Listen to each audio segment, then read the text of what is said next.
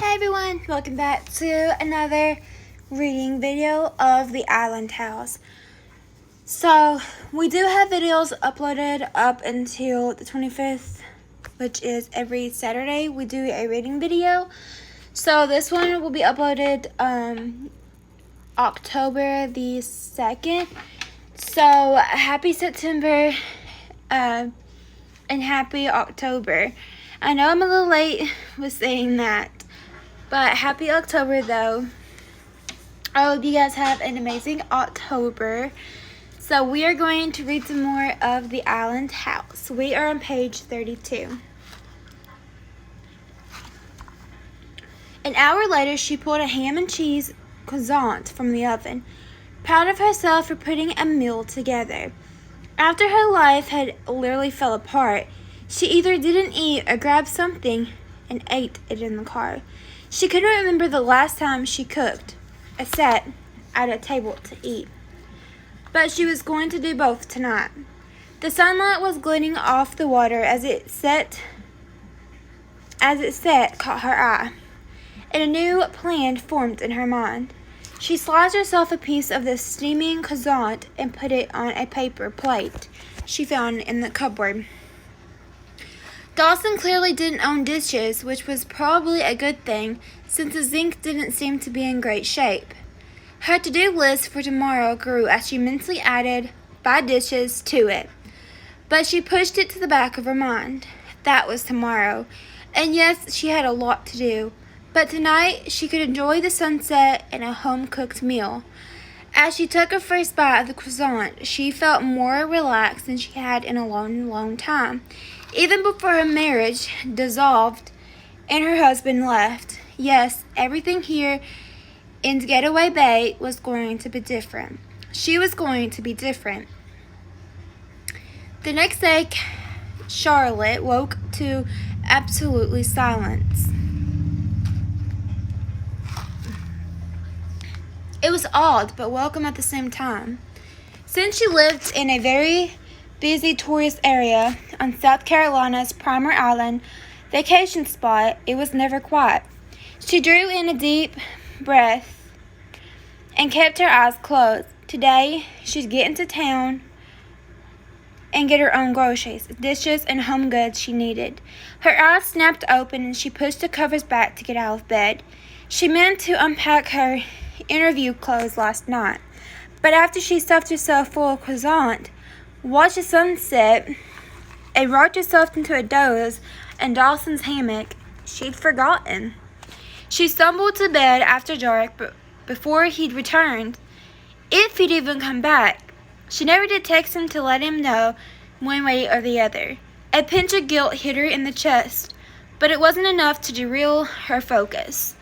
The black pencil skirt definitely had some wrinkles in it, but she didn't think this house would have an iron in it. She snapped it straight and hung it up, intending to take it into the bathroom with her when she showered, so the steam could aid in getting it in even better shape.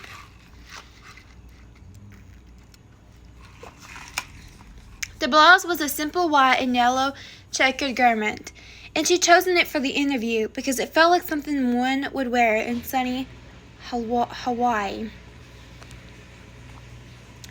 It was cotton and normally traveled well, but this huge trip hadn't been kind to it. She hung it up too and took both hangers with her into the bathroom. Since Dawson had taken the bedroom and bathroom downstairs, Charlotte had chosen the one in the back corner above the kitchen. It was easily the biggest bedroom, with an attached bathroom. Dawson, if he had come back last night, was in the opposite corner of the house. Her reflection showed her that the jet lag had caught up to her. Good thing you made room for all your makeup, because she was going to need it to make herself look human. She closed the door and hung her skirt and blouse on the back and turned on the shower. 40 minutes later, she looked and felt like a zombie, and she shouldered her purse and went downstairs. The croissant had been cleaned up, but she hadn't done it. She stood in the kitchen and took in the scene. Someone had definitely been here. Morning. She spun at the sound of Dawson's voice. You didn't text last night and all my stuff's here. He loitered in the doorway, wearing a pair of athletic shorts and t-shirt that showed off his impressive muscles. Did he flip his arms to power the helicopter? Because wow. Sorry, she said. Jet lag is a real thing. Dawson chuckled and nodded. I see you found the food. Yeah, well, I figured that was the least you could provide in this situation. Definitely, yeah. His voice sounded a bit fake, but it didn't show anything on his face. Is this going to be a situation? My bad. Charlotte didn't know if she had room in her life to deal with any situations at all. Why don't you have a place to live again? He reached up and rubbed his hand up the back of his neck. It's complicated. Boy, if anyone understood complicated, Charlotte did. She tried not to let her heart bleed for this guy. She didn't know him, and he wasn't her responsibility. How long will it be complicated? It's hard to say. I need a few more weeks, probably. A definitely edge of desperation crept into his expression, the same as she'd seen last night. I suppose I can put your muscles to use for a few weeks. You said you don't work every day, right? I'm off all day today. I have a lot to do in town, she said, and a job interview later this afternoon. Ah, so that's why you got the business acquire on. His eyes slid down her body and back to her eyes, and Charlotte wished the gaze didn't feel like it was made of lasers. But her whole body lit up, and she shifted her feet to keep her emotions contained. She was not interested in finding another man, no boyfriends, and definitely not husbands. Dawson didn't seem like the marrying type anyway, but he was quite handsome. Yes, she said, so maybe you could... Where are you interviewing? She cocked her head, not appreciating the interruption, but she let it go. She didn't need to be friends with Dawson. You're tied up forever? The Wilder Place.